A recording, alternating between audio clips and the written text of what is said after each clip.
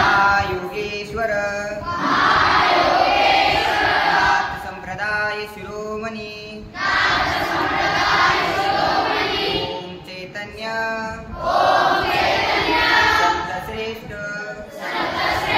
रघुनाथ महाराज की जय। नारायण गिरी महाराज की जय। सब संतन की जय। निरंजन।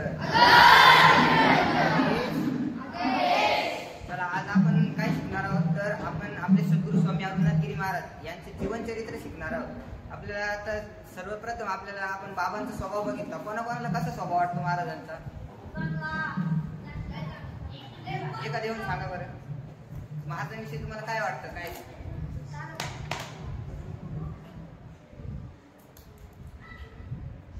मला महाराजांविषयी असं वाटतं की ते साक्षात भगवंत आहे। त्यांच्या सोबत राहून मला प्रसन्न वाटतं। आता आपण सर्वांनीच आता महाराजांचा स्वभाव बघितलाय, किती गोड स्वभाव आहे। म्हणजे आपल्या सर्वांना ते चांगलं हसून खेळून ठेवतात। म्हणजे आपल्याला सर्वांना महाराजांनी सांगितलेलं आहे, हसा खेळा पण शिस्त पाळा। शिस्त पाळून तुम्ही जर म्हणजे अभ्यास केला तर महाराज तुमच्यावर आणखी आनंदीन होतील। आणि आणखीन आपल्याला महाराजांनी सांगितलं सगळ्यांनी नित्यनेमाने काम करायचं आहे, त्याची सेवा करायची आहे, अभ्यास करायचा आहे। आणि ते जर आपण केलं तर आपले 15 दिवसाचे जे बाल संस्कार शिबिर आहे ते सार्थकी लागेल। म्हणजे आपल्याला काही इथून जे संस्कार घेऊन जायचे ते चांगल्या प्रकारे आपल्याला मिळतील। कोणाकोणाला म्हणजे इथून घरी गेल्यानंतर महाराजांची आठवण म्हणजे राहील। आणि सर्व कोण दर पौर्णिमेला या ठिकाणी महाराजांना भेटण्यासाठी येणार आहे? सगळे येणार। याच दर पौर्णिमेला महाराजांची भेट घेण्यासाठी इकडं याच आपण आज महाराजांचं जीवनचरित्र शिकणार आहोत। आपल्याला सर्वांना माहित आहे महाराजांचं नाव पूर्ण काय आहे? स्वामी अरुणनाथ गिरी महाराज। आपण सर्वप्रथम आता महाराजांच्या नावातच एक म्हणजे असं एक सूर्य आहे, म्हणजे जसे प्रकाश आहे जे आपल्या सर्वांना आनंद देतं, आपल्या चित्ताला सर्व आनंद देतं। तसं या महाराजांचा अरुणोदय आहे, म्हणजे याच्यामध्ये जीवनचरित्र आहे, त्याच्यामध्ये महाराजांच्या नावाचं सांगितलेलं आहे श्री अरुणनाथ गिरी महाराज। श्री म्हणजे काय? श्री म्हणजे श्री रामाच्या रामायणी रंगतात। म्हणजे ते प्रभू रामचंद्र आहे त्यांच्या रामायण रंगतात। म्हणजे महाराज रामायणाचार्य महाराज आपल्याला म्हणजे या समाजाला रामायण कथेतून समाज प्रबोधन करतात। तर श्री रामाच्या रामायणी रंगतात। अचलतेची निष्ठा सांगतात। म्हणजे आपण निष्ठेने वागलं पाहिजे, सद्गुरूची निष्ठेने सेवा केली पाहिजे, सद्गुरूंचं ध्यान केलं पाहिजे, आपण सद्गुरूवर श्रद्धा ठेवली पाहिजे, निष्ठा ठेवली पाहिजे। त्याचं म्हणजे अचलतेची निष्ठा सांगतात। रुजून येतो पुन्हा वाढतो। सूर्य कसा संध्याकाळी मावळतो पण पुन्हा सकाळी उगवतो, तसं महाराज म्हणजे आपल्याला सर्वांना खूप छान प्रकारे जीव लावतात। महाराज इथून गेले तर आपल्याला कसं वाटतं? थोडं नाराज वाटतं ना, पण महाराज आल्यावर कसं महाराज आपल्याला सर्वांना आनंदित शिकवतात। तसं न म्हणजे नमनाच्या दर्शनी दिसतो। म्हणजे आपण जसं सूर्याचं कसं दर्शन घेतो तसं सूर्य आपल्याला असं प्रखर तेजस्वी दिसतो, तसं महाराजांचं रूप आपल्याला सर्वांना तेजस्वी दिसतं की नाही? तसं ना म्हणजे नाथ, महाराजांना नाथ ही पदवी आहे। अरुणनाथ गिरी महाराज म्हणजे नाथ ही पदवी आहे। तर नाथ काय? तर नामसंकीर्तन सदा पाली, म्हणजे महाराज नामसंकीर्तनात सदा रंगतात। म्हणजे आपण बघितलं महाराजांनी आपल्याला वेगवेगळ्या प्रकारे म्हणजे भगवंताचं नामस्मरण करण्यासाठी सांगितलं आहे। वेगवेगळ्या ठिकाणी आपण म्हणजे कुठं पण जरी गेलो तरी आपण म्हणजे भगवंताचं नामस्मरण केलं पाहिजे, महाराजांनी सांगितलं। म्हणजे असं नाही की कुठं म्हणजे वनामध्येच आपल्याला नामस्मरण करण्यासाठी जावं लागतं, कुठं हिमालयातच तपश्चर्या करायसाठी जावं लागतं, असं नाही। ठाईचं बैसुनी करा एक चित्त आवडे अनंत आळावा। आपण जिथं बसलेल्या ठिकाणूनच आपल्याला भगवंताचं नामस्मरण करता येतं, भगवंताची आपल्याला भक्ती करता येते। महाराजांनी आपल्याला तसं सांगितलेलं आहे। म्हणजे थकल्या भागल्यांचे स्वामी। आता तुम्ही या ठिकाणी पहिल्या दिवशी आले, तुम्हाला या ठिकाणी खूप वेगळं वाटलं असं, पण महाराजांनी आपल्या पहिल्या दिवशी क्लास घेतला, सगळ्यांना आनंदी वाटलं की नाही? तुम्हाला फ्रेश वाटलं ना? तसंच मग थकल्याला भागल्यांचे आपले स्वामी महाराज आहेत। आणि गी म्हणजे गीता भागवत पाठ सांगतात। आपला महाराज दररोज गीता पाठ घेतात ना। आजच आपल्याला महाराज काल आपल्याला गीतेचा पहिला दिवस झाला, आज 5 श्लोक शिकवले, संपूर्ण 9 श्लोक शिकवले महाराजांनी आपल्याला गीतेचे 12व्या अध्यायातले। तसंच म्हणजे रिवाज पाळून संस्कृती जपतात। म्हणजे आपली जी धर्म संस्कृती आहे, जी हिंदू धर्माची जी परंपरा आहे, संस्कृती आहे, ती महाराज आपल्याला जपतात। आणि आपल्याला हे बाल संस्कार शिबिर ठेवण्याचं कारण तेच आहे, विद्यार्थ्यांना संस्कार लागले पाहिजे। आपल्यासारखे आपण आता विद्यार्थी आहोत, आपण आता घरी असतो तर आपण इकडे तिकडेच मोबाईल बघत बसलो असतो, नाहीतर इकडे तिकडे हिंडत असलो. पण आपलं जीवन आता 15 दिवसामध्ये कारणी लागणार आहे, कारण की आपल्याला या बाल संस्कार शिबिरातून महाराजांकडून आपल्याला संस्कार घेऊन जायचे आहे की नाही? हो. आता मग सगळे ताईड बसा, एकदा अडबंगनाथांचं नाव घ्यायचं आहे. अडबंगनाथ महाराज की. री म्हणजे रिवाज पाळून संस्कृती जपतात. म म्हणजे ममतेचा आदर्श निभावतात. महाराजांनी ममतेचा आदर्श म्हणजे महाराज आपल्याला सर्वांना जीव लावतात.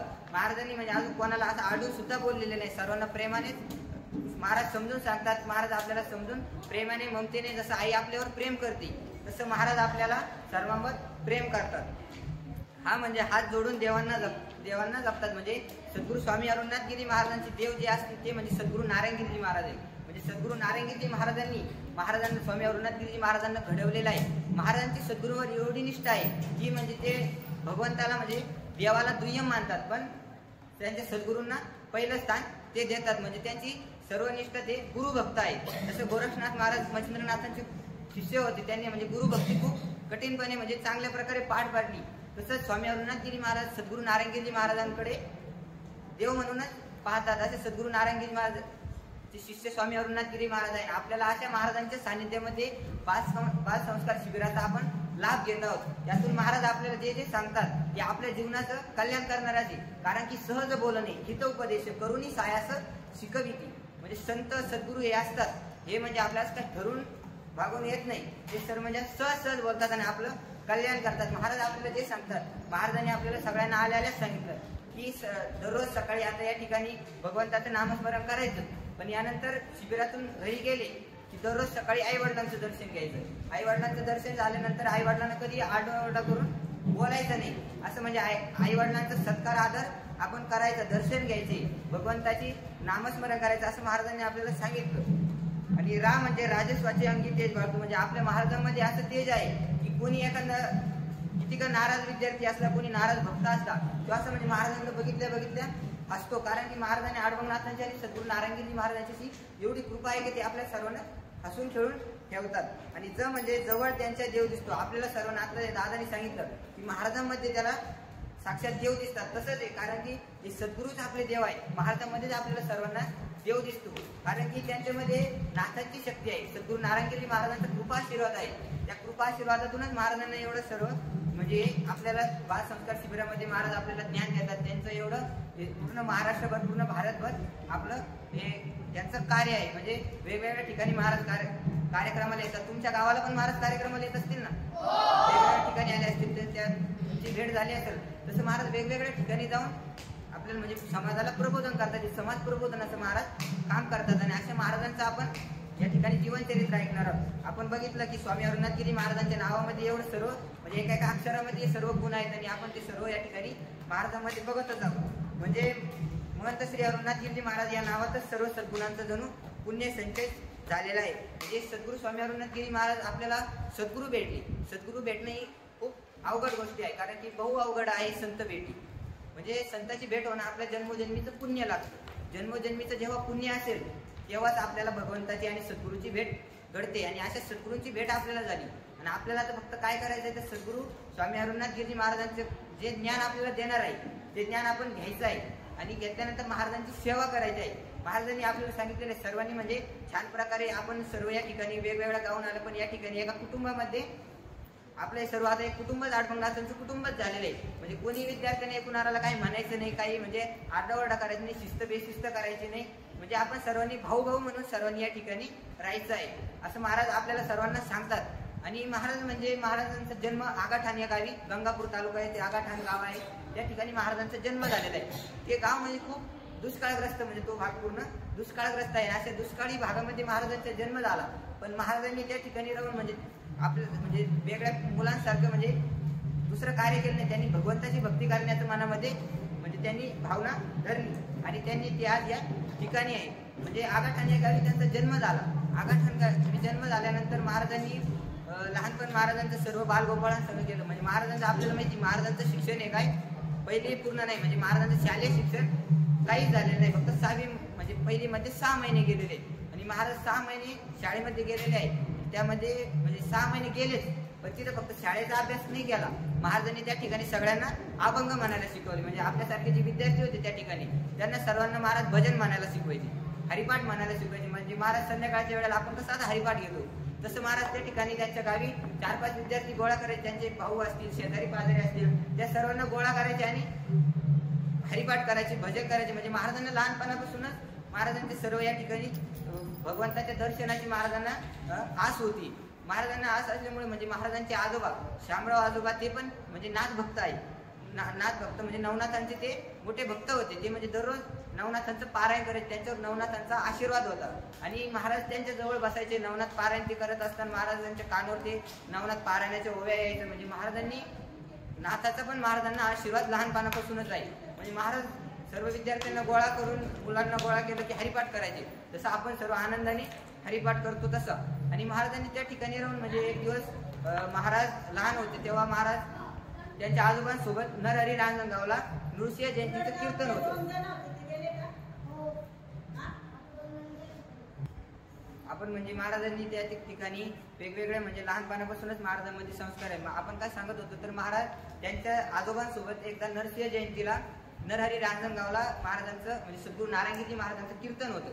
त्या ठिकाणी ते म्हणजे स्वामी अरुणाथगिरी महाराज आणि त्यांचे आजोबा त्या ठिकाणी कीर्तन ऐकण्यासाठी गेले. त्या ठिकाणी कीर्तन ऐकल्यानंतर सद्गुरू नारायणगिरी महाराज कीर्तन चालू असताना महाराजांनी सांगितलं की भक्त प्रल्हाद जसं म्हणजे भगवंताचं नामस्मरण करायचं, एक क्षण पण म्हणजे भक्त प्रल्हाद वाया घालत नव्हता. म्हणजे जेव्हा त्याला वेळ भेटल तेव्हा तो फक्त नारायण नारायण नारायण म्हणजे फक्त भगवंताचंच नामस्मरण करायचं आणि म्हणजे वायपट वेळ घालायचा नाही. आणि त्याने त्याच्यातून म्हणजे भगवंताची त्याच्यावर कृपा झाली. म्हणजे त्याचा प्रल्हादाचे वडील हिरण्यकशिपू ते म्हणजे खूप म्हणजे राक्षसी प्रवृत्तीचे होते आणि त्यांचे म्हणजे तो भक्त प्रल्हादांची आई या नारदांच्या आश्रमामध्ये होते. त्यामुळे त्यांना लहानपणीच गर्भामध्येच म्हणजे संस्कार झाले होते ते फक्त नारायण नामाचे. म्हणजे त्या ठिकाणी आश्रमामध्ये आपण कसं भजन करतो, हरिपाठ करतो, तसं त्या ठिकाणी दररोज हरिपाठ वगैरे भजन वगैरे सत्संग व्हायचा. तो त्या म्हणजे त्यांच्या गर्भात असतानाच त्यांच्या कानावर पडायचा. त्यातूनच भक्त प्रल्हादाला म्हणजे भगवंताच्या नामस्मरणाची ओढ लागली आणि त्यांचा जन्म झाल्यानंतर भक्त प्रल्हाद फक्त नारायण नारायण म्हणजे वेगळं काही बोलतच नव्हता. कारण की हरी बोला नाहीतरी या बोला व्यर्थ गलबला करू नका. म्हणजे बोलायचं असेल तर फक्त हरीचं नाव घ्या, नसं बोलायचं तर म्हणजे काय बोलायचंच नाही. व्यर्थ म्हणजे आपण वायफळ गोष्टी केल्या नाही पाहिजे असं नाथ महाराज त्यांच्या हरिपाठामध्ये पण सांगतात. म्हणजे आपण नारायणाचंच नाम जपलं पाहिजे. आणि नारायणाचं नाम जपत असताना भक्त प्रल्हाद म्हणजे दिवसरात्र नारायणाचं नाव जपतो. पण त्याच्या वडिलाला हिरण्यकश्यपूला काय आवडायचं नाही. आवडत नसल्यामुळे मग ते काय म्हणायचे, याला आता मृत्यूदंड द्या, जो आपल्या राज्यात राहून माझं नाव घेत नाही ते नारायणाचं नाव घेतो. त्यामुळे भक्त प्रल्हादाला आता काय शिस्त म्हणजे त्याला शिक्षा द्यावा लागेल. शिक्षा द्यावा लागेल म्हटल्यानंतर भक्त प्रल्हादाला हत्तीच्या पायाखाली तुडवण्याचा प्रयत्न केला. पण भगवंतांनी स्वतः भक्त प्रल्हादाला वाचवलं. म्हणजे उकाळते तेलामध्ये टाकण्याचा प्रयत्न केला पण त्याच्यातून पण भक्त प्रल्हाद वाचले. म्हणजे वरून डोंगरावरून खाली लोटून दिलं. त्यांचे जे सैनिक होते त्यांना सांगितलं की या भक्त प्रल्हादाला आता तुम्ही काय डोंगरावरून खाली लोटून द्या, याला आता जिवंत ठेवू नका. आणि त्यांच्या सैनिकांनी भक्त प्रल्हादाला वरून डोंगरावरून लुटून दिलं. पण मग त्या सैनिकाला राजमहालामध्ये येऊस तर भक्त प्रल्हाद राजमहालात होते. कारण की भगवंतांनी स्वतः भक्त प्रल्हादाला वाचवलं. आणि भक्त प्रल्हादाला सद्गुरू भेटले ते नारद मुनी. त्यांच्या नारद मुनीमुळे भक्त प्रल्हादाला भगवंताची प्राप्ती झाली. त्यामुळे आपण म्हणजे महाराजांनी हा सद्गुरू नारायणगिरी महाराजांनी हा दृष्टांत कीर्तनात सांगितला. कीर्तनात सांगितल्यानंतर हा सद्गुरू स्वामी अरुणाथगिरी महाराजांच्या लहान वयामध्ये असा मनावर बसला की त्यांना ओढ लागली की आपण सद्गुरू केले पाहिजे. आता तुम्ही सर्वजण या ठिकाणी आले, आपले सद्गुरू स्वामी अरुणाथगिरी महाराज आहे, हे आपले गुरुवर आहे, तुम्ही या ठिकाणी त्यांना गुरु करण्यासाठी आले. तसंच सद्गुरू स्वामी अरुणाथगिरी महाराज सरला बेटावर सद्गुरू नारायणगिरी महाराजांना म्हणजे गुरु करण्यासाठी त्यांची इच्छा होती. ते लहान 7-8 वर्षाचे असतील तेव्हाच महाराजांचे कीर्तन ऐकलं आणि त्यांची इच्छा झाली की सद्गुरू नारायणगिरी महाराजांना आता गुरु करायचं. ते केल्यानंतर कीर्तन संपलं आणि सद्गुरू स्वामी अरुणाथगिरी महाराजांनी माळ घेतली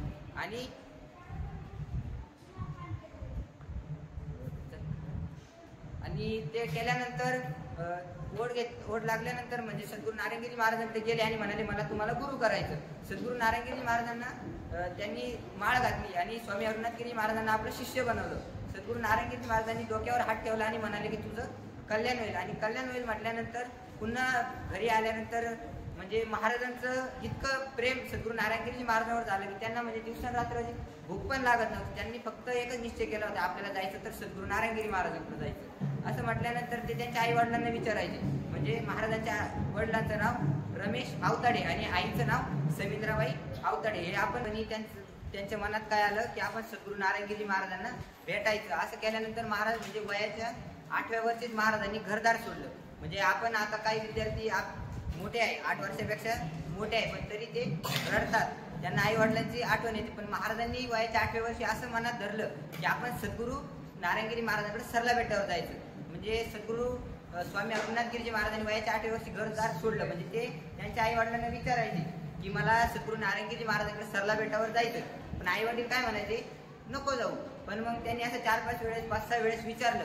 तर पण मग एक दिवस महाराजांच्या वडिलांना महाराजांनी विचारलं की मी आता सरला बेटावर सद्गुरू नारायणगिरी महाराजांकडे जाणार आहे. पण मग त्यांच्या वडील थोडं म्हणजे तापले, म्हणजे रागावले आणि म्हणाले की जा, तुला जायचं असेल तर जा. असं म्हटल्यानंतर स्वामी अरुणनाथगिरी महाराज म्हणजे अनवाणी पायाने म्हणजे पायी निघाले.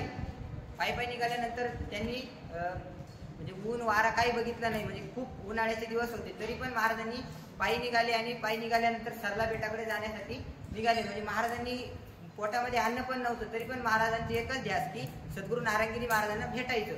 असं केल्यानंतर चालत गेले. ते एका ठिकाणी लिंबाच्या झाडाखाली थांबले. तिथं म्हणजे भगवंत स्वतः महाराजांना भेट दिलेली आहे. म्हणजे जेव्हा महाराज थकले, महाराजांनी म्हणजे असं त्यांचं अशक्तपणा आला, महाराजांनी लिंबाच्या झाडाखाली थांबले आणि तिथं झोपी गेले. झोपी गेल्यानंतर उठले आणि त्या ठिकाणी 2 आजी आजोबा आले. ते म्हणाले की हे बाळा तू कुठं चाललेलं आहे. मग त्यांनी महाराजांनी सांगितलं मी सद्गुरू नारायणगिरी महाराजांकडे सरला बेटावर चाललेलो आहे. असं म्हटल्यानंतर ते आजी आजोबा म्हणले तू काही खाल्लं नसेल तर जेवून घे म्हटल्यानंतर त्यांनी त्यांच्याकडे काही शिदोरी होती ती स्वामी अरुणनाथगिरी महाराजांना दिल्यानंतर महाराजांनी खाल्ली आणि ते म्हणाले की आता तू त्या ठिकाणी आराम कर. आणि आम्ही पण या ठिकाणी बसतो, आराम कर म्हटल्यानंतर त्या ठिकाणी महाराज झोपी गेले. जेवण करून झोपी गेले आणि ते आजी आजोबा तिथंच होते. पण ते अचानक गायब होऊन गेले. हे कोण होते, साक्षात विठ्ठल रुक्मिणी म्हणजे भगवंत त्या ठिकाणी महाराजांची भेट घेण्यासाठी, महाराजांना अन्न देण्यासाठी आलेले होते. महाराजांनी मग पुन्हा प्रवास सुरू केला. महाराज सरला बेटावर जाऊन थांबले आणि त्या ठिकाणी गेल्यानंतर त्या ठिकाणी पडले. ते सद्गुरू नारायणगिरी महाराजांनी बघितल्यानंतर महाराज म्हणाले अरे बघा तो कोण मुलगा आहे. त्या ठिकाणचे विद्यार्थी होते त्यांना म्हणाले अरे तो कोण मुलगा आहे, तो लहान मुलगा, त्या तिकडे जाऊन बघा.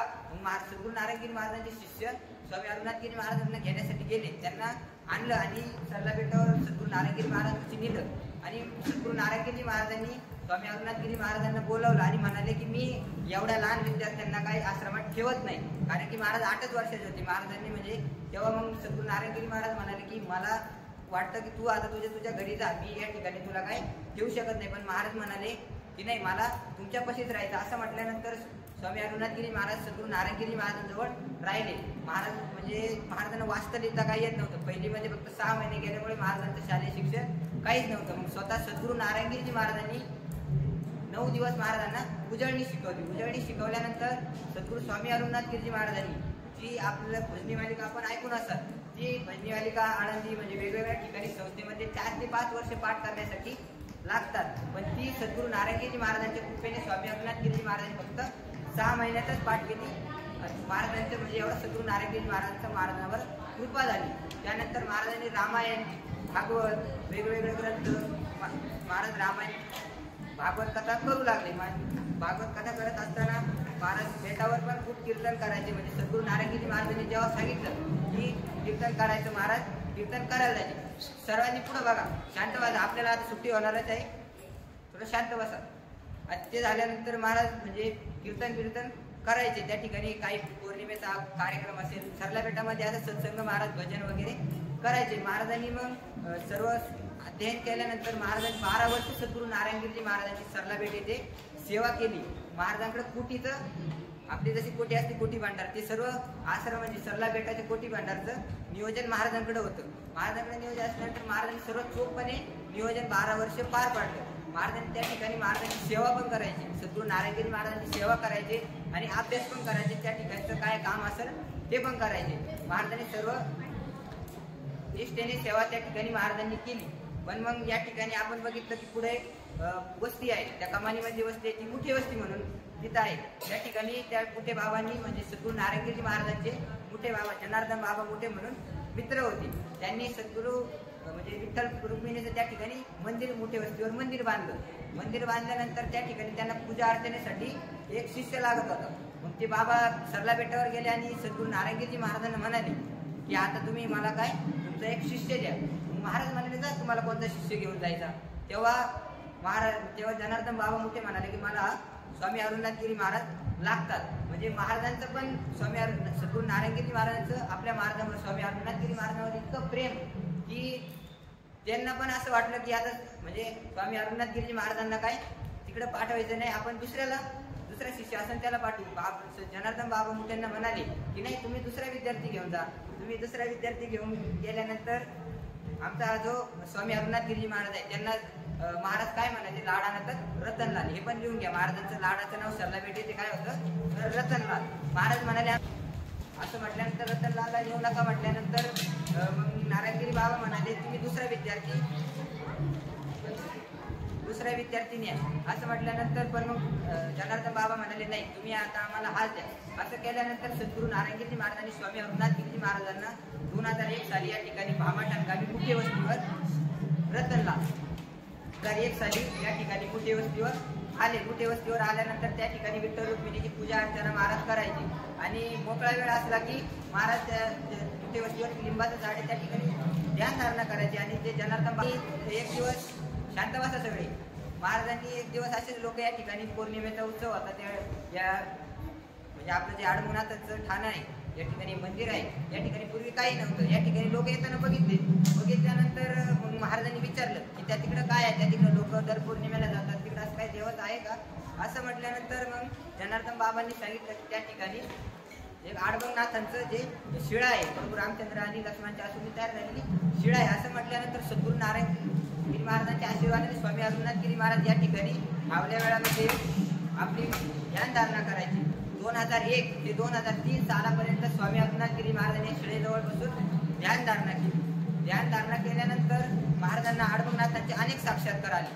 अनेक साक्षात्कार आल्यानंतर ते साक्षात्कार सरला बेटावर स्वामी अरुणनाथगिरी महाराजांनी जाऊन सद्गुरू नारायणगिरी महाराजांना सांगितल्यानंतर सद्गुरू नारायणगिरी महाराज स्वतः 2005 साली विजयादशमीच्या शुभमुहूर्ताला या ठिकाणी म्हणजे आपल्या आडबंगनाथांच्या भूमीमध्ये आले. आणि आडबंगनाथांच्या भूमीमध्ये आल्यानंतर महाराजांनी इकडे तिकडे बघितलं आणि डोळे लावले आणि डोळे लावल्यानंतर बघू लागले. त्यांनी ध्यान धारणा केली आणि त्या ध्यान धारणेतून त्यांना म्हणजे सद्गुरू नारायणगिरी महाराजांना समजलं की जी आपण खाली शिळा आहे ती प्रभू रामचंद्र आणि लक्ष्मणांच्या अश्रूंनी तयार झालेली स्वयंभू शिळा आहे. म्हणजे त्या शिळेचा इतिहास असा आहे की आता आपण जो खालचा शिळेचा इतिहास सांगणार तो पण म्हणजे नीट लक्ष देऊन ऐका. आपण या ठिकाणी राहतो आपल्या या ठिकाणचं महत्त्व पण आपल्याला माहिती असायला पाहिजे. म्हणजे जी खाली जी शिळा आहे ती शिळा म्हणजे प्रभू रामचंद्र आणि लक्ष्मणांच्या अश्रूंनी तयार झालेली शिळा आहे. म्हणजे जेव्हा प्रभू रामचंद्र लक्ष्मण आणि सीतामाता वनवासात होते वनवासात असताना त्या ठिकाणी पंचवटी नाशिक येथे प्रभू रामचंद्र आणि ते दंडकारण्यामध्ये या ठिकाणी वनवासात होते. आणि त्या ठिकाणी प्रभू रामचंद्र सीतामाता आणि लक्ष्मण माता त्यांच्या कुट्यासमोर बसलेले असताना त्या ठिकाणी एक सोन्याचं हरिण आलं. सोन्याचं हरिण म्हणजे ते मायावी मारीच होतं. ते फक्त सोन्याचं हरिण सीतामातेचं हरण करून नेण्यासाठी आलं होतं. त्या ठिकाणी आल्यानंतर सर्वांनी पुढं बघा काय नाही झालं बघा. असं असल्यानंतर त्या ठिकाणी त्या ठिकाणी कुट्यासमोर बसलेले असताना ते हरिण सीतामातेने बघितलं.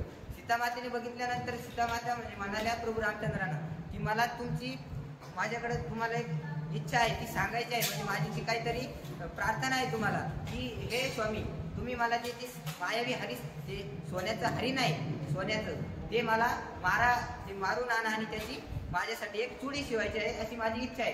तुम्ही त्या हरणाला मारा म्हटल्यानंतर प्रभू रामचंद्र त्या हरणाला मारण्यासाठी धावू लागले. ते हरण म्हणजे ते मायावी असल्याने ते खूप ठिकाणी थांबलं.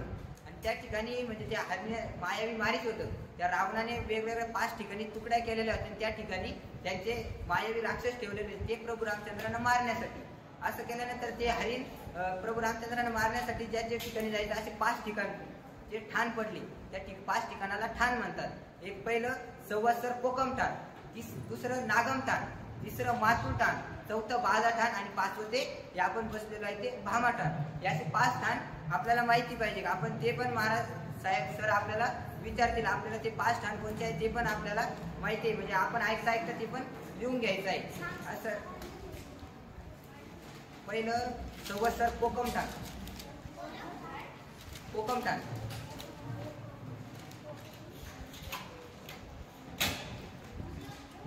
दुसरं नागमठाण.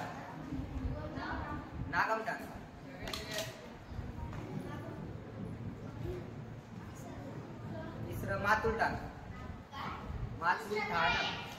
पहिलं संवत्सर कोकमठाण, दुसरं नागमठाण आणि तिसरं मातुलठाण.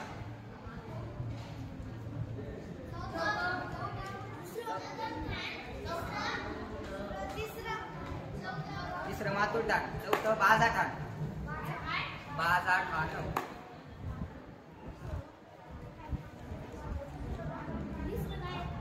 मातुलठाण, चौथं बाजाठाण आणि 5वं ते भामाठाण. बाजाठाण,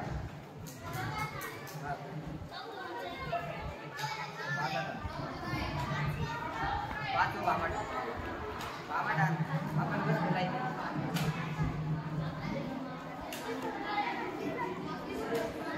सरांनी ते 5 स्थान आणि ते मायावी हरीत घुमलं, म्हणजे वेगवेगळ्या ठिकाणी घुमलं. ते त्या गावाचं नाव घुमनदेव पडलं. त्यानंतर ते हरिण घुमलं, ते घुमनदेव पडलं. प्रभू रामचंद्रांनी त्या हरणाच्या खुरावर बाण मारला आणि खुराला संस्कृतमध्ये नेवर म्हणतात. बाण लागल्यानंतर ते नेवर गाव, गंगापूर तालुका. आणि ज्या ठिकाणी कानाला बाण लागला ते कानडगाव. आणि ज्या ठिकाणी वरगडीला बाण लागला ते बगडी कानडगाव हे गाव तयार झालं. आणि त्यानंतर त्या मायावी हरणाला कायगाव टोके ते म्हणजे जिथं शरीराला म्हणजे कायाला बाण लागला ते कायगाव झालं. आणि ज्या ठिकाणी डोक्याला लागलं ते टोक, कायगाव टोक प्रवरा संगम, त्या ठिकाणी ते गावाचं नाव तयार झालं. असं म्हणजे त्या रामायणाच्या अनुसार आपल्याला आपण जेवढे गावं बघतो त्या गावांचा इतिहास असा नावाने तयार झालेला आहे. आणि ते असं झाल्यानंतर त्या हरणाला म्हणजे त्या ठिकाणी कायगाव टोक्याला हरणाला मारल्यानंतर प्रभू रामचंद्र त्या हरणाला मारून इकडे वापस नाशिक पंचवटी येथे निघाले. पण ते मायावी हरिण असल्यामुळे, ते मारीस मामा असल्यामुळे त्याने काय कमाल केली तर त्याने तिथं ज्या ठिकाणी जेव्हा बाण लागला ते मरते वेळेस त्यांना प्रभू रामचंद्राच्या आवाजात असं म्हणलं की लक्ष्मण मुझे बचाव. म्हणजे म्हणजे लक्ष्मणांना आणि सीता मातेला वाटलं पाहिजे की लक्ष्मण म्हणजे प्रभू रामचंद्र हे काय संकटात आहे. आणि तसंच झालं. ते आवाज नाशिक पंचवटी येथे गेला आणि गेल्यानंतर सीतामातेने तो ऐकला. सीतामातेने ऐकल्यानंतर लक्ष्मणांना म्हणाल्या की तुम्ही आता प्रभू रामचंद्रांना वाचवण्यासाठी जा, ते संकटात आहे. पण मग लक्ष्मणांनी सांगितलं की प्रभू रामचंद्रांनी या ठिकाणी या भूमीवर सर्व म्हणजे जे काही संकट असतील त्यांना नष्ट करण्यासाठी अवतार घेतलेला आहे, त्यांच्यावर कधी संकट येणार नाही.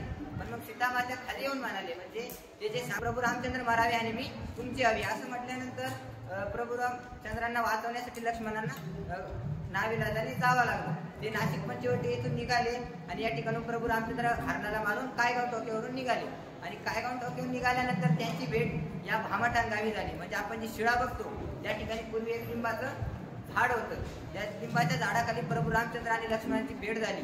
लक्ष्मणांची भेट झाल्यानंतर त्या ठिकाणी दोघं रडल्यानंतर ती जी शिळा बघतो ती स्वयंभू शिळा त्या ठिकाणी तयार झालेली. म्हणजे त्या शिळेचा आपण रामायण ग्रंथामध्ये त्याचा उल्लेख आहे. म्हणजे या ठिकाणचं आपलं रामायण आपल्याला प्रभू रामचंद्रांचा पण या ठिकाणी वास आहे असं आपल्याला सर्वांना माहीत आहे. आणि या ठिकाणी सद्गुरू नारायणगिरी महाराज वेगवेगळ्या संतांचे देवांचे या ठिकाणी भूमीवर चरण स्पर्श झालेला आहे. अशा भूमीमध्ये आपण या ठिकाणी शिक्षण घेत आहोत, हे आपलं सर्वांचं भाग्य आहे. आज त्या ठिकाणी आपण आता शिळेचा इतिहास समजून घेतला. आणि आपलं काय पूर्वी पहिले काय सांगितलं होतं तर या ठिकाणी सद्गुरू स्वामी अमरनाथगिरी महाराज या ठिकाणी ध्यान साधण्यासाठी यायचे. आणि सद्गुरू नारायणगिरी महाराज विजयादशमीच्या शुभ मुहूर्तावर 2005 साली या ठिकाणी आले. त्यांनी डोळे लावून ते आपण जो इतिहास सांगितला तो सर्व इतिहास महाराजांना सांगितल्यानंतर या ठिकाणी 2005 साली या ठिकाणचं भूमिपूजन झालं. भूमिपूजन झाल्यानंतर 2005 ते 2014 सालापर्यंत या ठिकाणी संपूर्ण मंदिराचे बांधकाम झालं. 2014ला संतांच्या हस्ते या ठिकाणी मूर्ती प्राण प्रतिष्ठा झाल्यानंतर आपण बघतच आहोत की त्या 2001 पासून या ठिकाणी सर्व डेव्हलपमेंट चालू आहे. आपण आपल्याला बसण्यासाठी या ठिकाणी फरशी आहे, खाली बाहेर ब्लॉक आहे, पिण्यासाठी फिल्टरचं पाणी आहे, वरती गरम होतंय म्हणून फॅन आहे, सर्व आपल्याला सोयी सुविधा आहे. आणि या ठिकाणी वेगवेगळ्या भक्तांसाठी पण सोयी सुविधा आहे. आपण बघतो की आपल्याला दररोज वेगवेगळ्या पंक्ती आहे, जेवणासाठी काही ना काही वेगवेगळे आयटम असतातच. आपण सर्वांनी या ठिकाणी म्हणजे भजनाचा तर आनंद घेत आहोत, त्याच्यासोबत भोजनाचा पण आपण आनंद घेत आहोत. वेगवेगळे आपल्याला अन्न पदार्थ आपल्याला खाण्यासाठी भेटतात. हे कोणामुळं तर आपल्या सद्गुरू स्वामी अरुणनाथ गिरी महाराजांमुळं. ते आपल्याला सर्वांना खूप जीव लावतात. आपण त्यांचं म्हणजे दररोज नामस्मरण संध्याकाळी झोपताना महाराजांनी सांगितलेलं आहे, झोपताना आपण सर्वांनी आपल्या भगवंताचं नामस्मरण केलं पाहिजे. सद्गुरूंनी आपल्याला मंत्र दिला असेल, तो मंत्राचं नामस्मरण केलं पाहिजे, जप केला पाहिजे, तेव्हा आपल्याला मोक्षाची प्राप्ती होते. असं केल्यानंतर महाराजांनी या ठिकाणी एवढं डेव्हलपमेंट केलेलं आहे. आपण 2001 साली या ठिकाणी तर काय काट्याकुट्या झाल्या.